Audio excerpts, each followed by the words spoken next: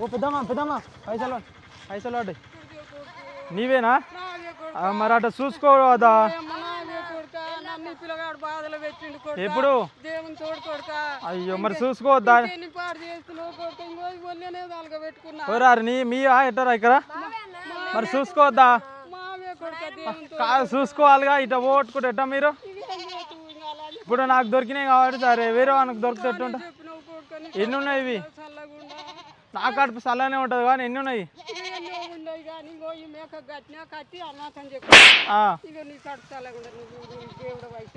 దేవుడా నేను